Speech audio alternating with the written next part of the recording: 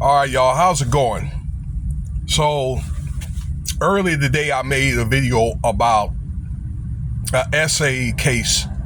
This guy named Derek Mendez had made against Diddy, P Diddy, Sean Combs, and other people. The star people that are defendants are,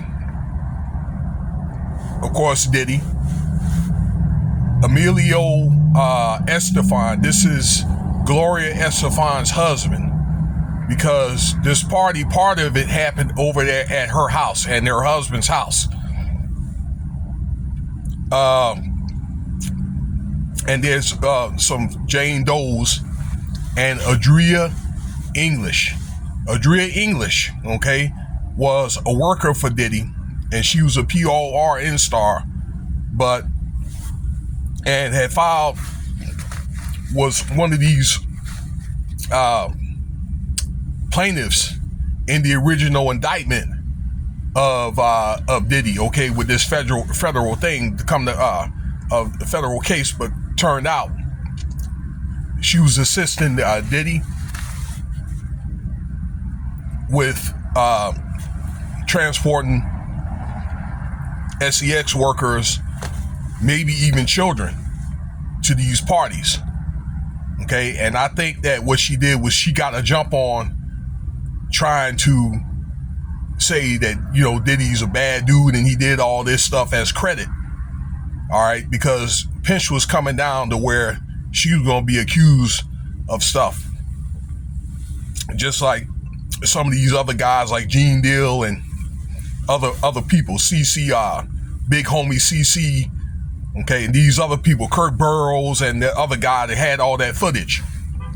That's what I think that she tried to do, to try to probably get herself some credit to where maybe she can get a plea deal. But anyway, she is going to be sued by this man, okay, as a defendant.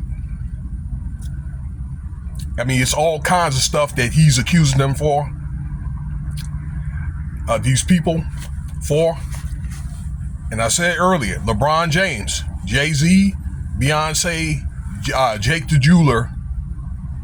There were several other people that were witnesses, okay? But these people were identified. And what is probably going to happen is they're going to get those witnesses, and they're going to subpoena those witnesses under perjury I just told you about. They're going to be deposed to, maybe, I don't know, publicly or privately, to tell what they saw at this particular party. Again, this was King Combs, Sean Combs' son's birthday party in 2015 down there in Miami, Florida, in that area. This guy named exact places, dates, people. When it comes to DRGSs, things like that, this guy has surveillance footage, okay, and he had attested that Diddy had footage of the parties and things like that because he had, usually that's how he did at these parties. He had footage, NDA agreements, and that kind of thing, okay? So at any time, if the FBI wants to be involved in this case, all right, then they could subpoena, if they find all this evidence or whatever, that Diddy's, once again, in deep stuff on top of what he's already on, okay? So it's all kinds of charges, like the Mann Act, forcible sex, coercion, okay, unlawful transport, forcible intimidation, okay, ongoing forcible intimidation on this man, all right, using DRGSs, as to forcible intoxication, all right, to obey his commands. All right, so again, I read part of it's a 64-page indictment, y'all. And this is part one of this. I'm going to do part two after I read the rest of it. I want to do it while it's fresh in my mind, where this guy, he had betrayed Diddy, and he, Mr. What did I say? Mendez, and apparently must have snitched on Diddy about for something. So Diddy had deemed him as a traitor. Diddy was at his house. Mr. Mendez was at his house, and I guess he had opened the door to go in the bathroom and wash his hands, and they had Vaseline on it. That's what it appeared to be, but the Vaseline was spiked with some type of substance or whatever that put him out. And he went to wash his hands. Next thing you know, that he was transported. Okay, this was happening like in the Palm Beach area of Florida. So this guy's got specific places. Woke up in a car, transported. They had a driver and a passenger. He had the names of these people.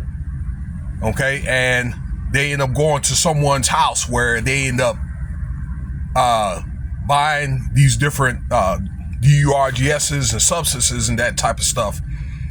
All right, and he had named the type of substance, and I'm thinking he must know because he's been to these parties before.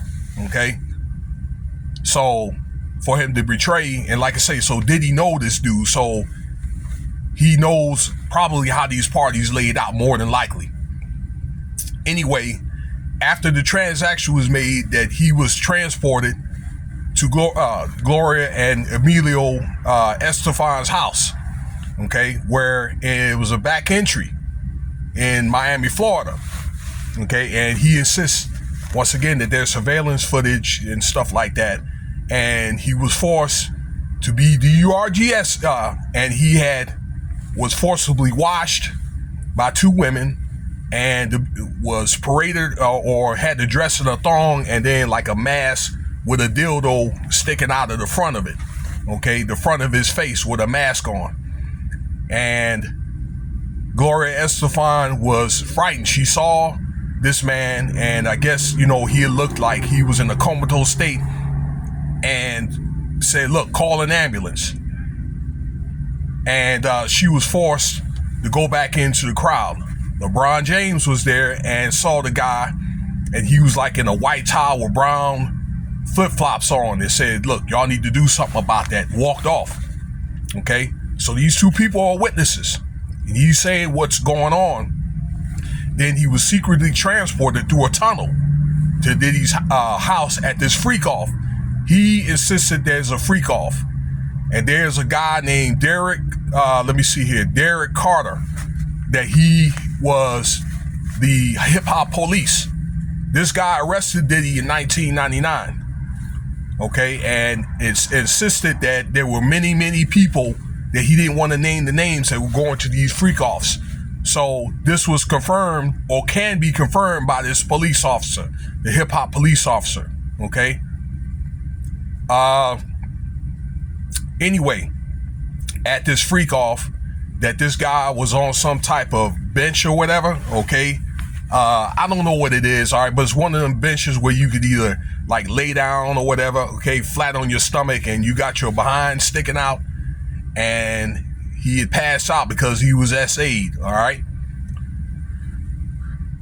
So next thing you know, he was transported and beaten to death,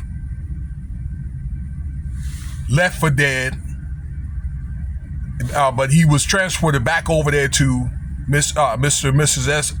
Estefan's home, again beaten, left for dead, and next thing you know, he was at his house. So for about 6 years, to 2021, it was Adria English. He had attested that, oversaw that he was harassed, stalked by, some of Diddy's goons and all that. And there was a hitman that kept coming over there, threatening this man and his son.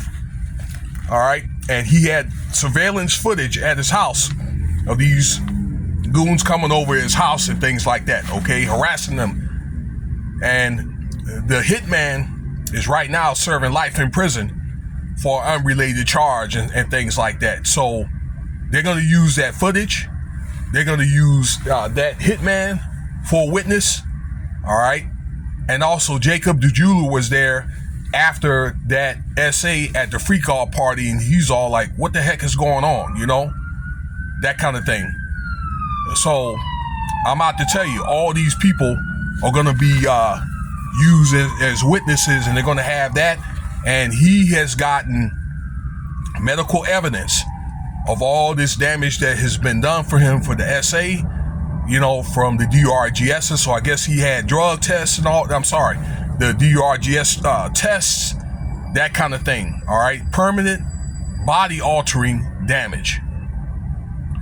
So stay tuned. Okay. I'm going to look at the other 34 pages. It's a 64 page indictment.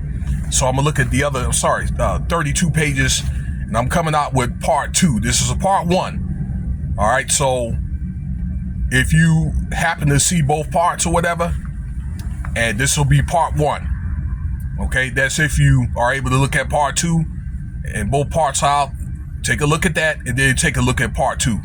So I'll be back. Cash App $Winston Spivey if you want to donate.